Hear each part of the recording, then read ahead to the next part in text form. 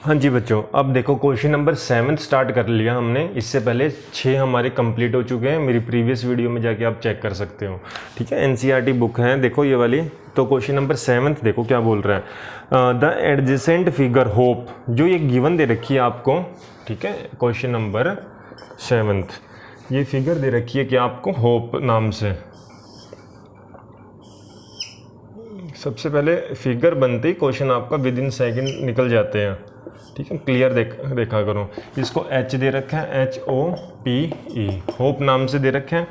तो ये एक्स है, तो ये कितना हो गया वाई। ये 40 है आपका, ये कितना हो गया जेड, ये कितना हो गया 70। क्लियर इतना, ये फिगर है। ठीक है जी। तो इसमें आपको find the angles measure X Y Z और state the property you use to find them, और प्रॉपर्टी को यूज़ करना है। कौन सी प्रॉपर्टी यूज़ करी है, देखो 7th क्वेश्चन में। अब आपको पता है, जिसे हमने इससे पहले अभी क्वेश्चन करे हैं, दो ये लीनियर पेयर प्रॉपर्टी होती है। ये 70 है, तो दूसरा कैसे निकालोगे, 180 माइनस 70।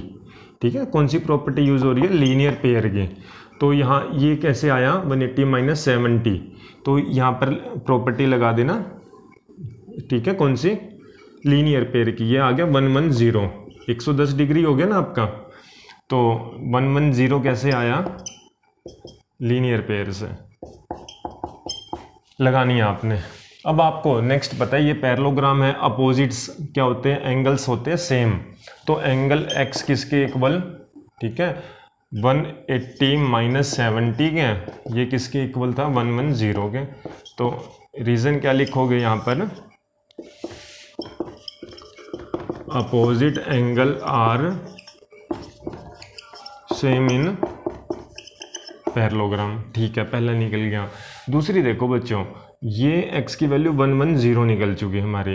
अब आपको पता है ये x y देखो, जितना दो लाइनों को एक लाइन काट रही है, ये कौन सी लाइन होगी आपकी, ट्रांसवर्सल। अभी सीखी थी ना ट्रांसवर्सल।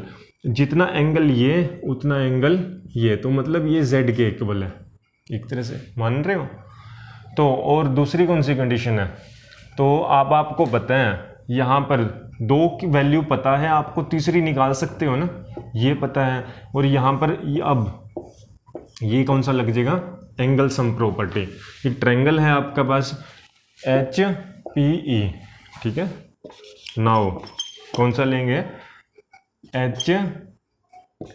नाउ ट्रायंगल HPE लेके चलेंगे। ठीक है, क्या है इसमें, तो आपने लिखना है 40 plus 110 plus 40 plus 110 plus z, किसके इक्वल 180 डिग्री के। अब आपको पता है 110 और 40 150 plus angle z equal to 180। तो एंगल z कितना आ गया 180 माइनस 150, ये आ गया 30। तो एंगल z हो गया आपका 30 डिग्री। क्लियर, तो एंगल z कितना आ गया 30 डिग्री। तो अपने को x पता चल गया था, यहाँ से z पता चल गया। ठीक है, यहाँ रीजन क्या लिखोगे, एंगल सम। ठीक है, यहाँ लिख देना sum of angle of triangle is equal to 180 degree. मैं sum of angle of triangle किसके इक्वल, 180 डिग्री के इक्वल। और क्या बताना है बच्चों आपको, x बता दिया, x की आ गई y नहीं पता आपको अभी। y देखो, अब ये वाली देखो, ये कौन सी प्रॉपर्टी लगती है, अल्टरनेट इंटीरियर एंगल।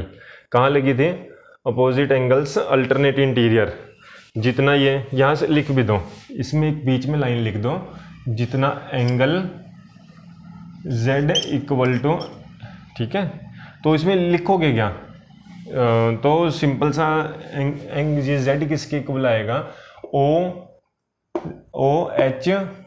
h की वैल्यू z थी, तो एंगल z किसके इक्वल, एंगल OP या HPE कर दो, एंगल HPE। तो इसमें अल्टरनेट इंटीरियर एंगल, इससे क्या आ गया था, इससे हमको इस एंगल P की, P कितना था 30, z किसके इक्वल हो गया 30 का। क्लियर, बस ये वाला अल्टरनेट इंटीरियर एंगल था। अब बताओ, जैसे इसके ऊपर प्रॉपर्टी लगी है ऐसे इसके ऊपर लगेगी, ये भी क्या है, अल्टरनेट इंटीरियर एंगल। तो y की वैल्यू किसके इक्वल, 40 डिग्री का। रीज़न क्या है, अल्टरनेट इंटीरियर एंगल। तो y भी आ गया हमारा, x भी आ गया था, y भी और z भी। लो क्वेश्चन हो गया आपका 7th भी। हाँ जी, 7th क्वेश्चन के बाद अब क्वेश्चन नंबर 8 देखो। 8th में क्या बोला गया, इसमें होप नाम से है, गन्स एंड, वो होप वाला तो हो गया क्वेश्चन, इसमें दे रखा है 7th क्वेश्चन तो हो चुका हमारा 8th। प्रॉपर्टी भी बता दी थी हमने 7th में। क्वेश्चन नंबर 8th में क्या दे रखे हैं, गन्स एंड, 2 क्वेश्चन दे रखे हैं, लेंथ मेजर करनी है। पहला पार्ट देखो 8th का फर्स्ट,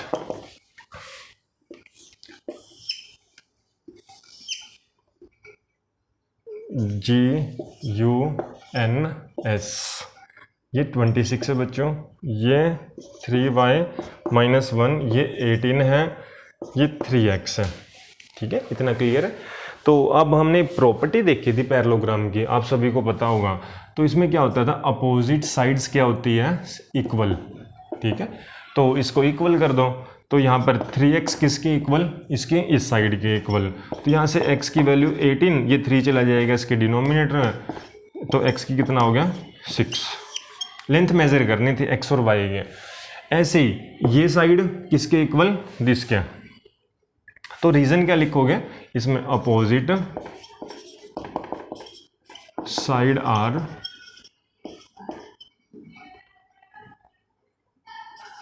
इक्वल। समझ रहे हो इतना। तो ऐसे ही 3x को 18 के लिख दिया, ऐसे ही सेकेंड बताओ, 3y - 1 = 26। रीजन क्या है, same, opposite side are same in parallelogram. तो 3y एज इट इज रखो, 26, ये 1 यहाँ आगे प्लस आ जाएगा, तो 3y 26 + 1 27, y = 27/3, 3 9 जा, तो y की वैल्यू कितनी होगी, 9। तो x कितना था, 6, y 9। इसको यहाँ पर लिखने की बजाय ऐसे लिख दिया करो, देयरफॉर x = 6, y = 9। यही आंसर पूछ रखा था आपसे। ठीक है, लेंथ निकालो किसकी, x और y की, x और y की बता दी। लेंथ आ रही इन सेंटीमीटर, तो यहाँ सेंटीमीटर यूज़ कर देना, क्वेश्चन में लिख रखा है सेंटीमीटर में। तो ये 6 सेंटीमीटर, y कितनी होगी, 9 सेंटीमीटर। करो नोटिस को, इसका सेकंड पार्ट कर रहे हैं हम। ठीक है, इसी का देखो सेकंड पार्ट।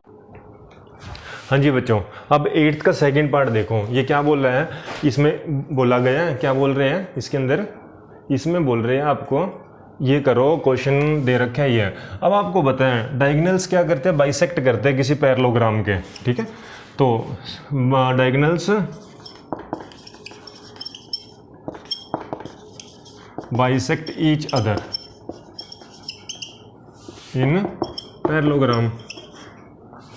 अब आपको बता, डायगोनल्स का मतलब, बाइसेक्ट का मतलब ये इक्वल पार्ट्स में, तो x + y किसके इक्वल होएगा, x + y 16 के।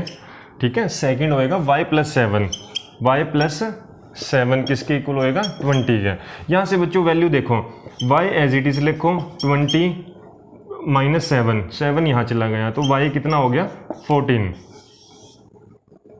13 आ गया। ठीक है, 13, इसमें वैल्यू पुट कर दो, पुट इसमें x + y की जगह इसके अंदर 13 पुट करो, 13 = 16, तो x की वैल्यू 16 - 13 कितनी होएगी, 3। बस यही क्वेश्चन था आपका आंसर। ठीक है, ये सेंटीमीटर लगा देना, 13 सेंटीमीटर, 3 सेंटीमीटर, यही आपका आंसर है। क्लियर, लो नोट कर लो इसको। क्लियर हो गया ना। बस ये डायगोनल्स की वजह से, डायगोनल्स क्या होते हैं, इक्वल होते हैं।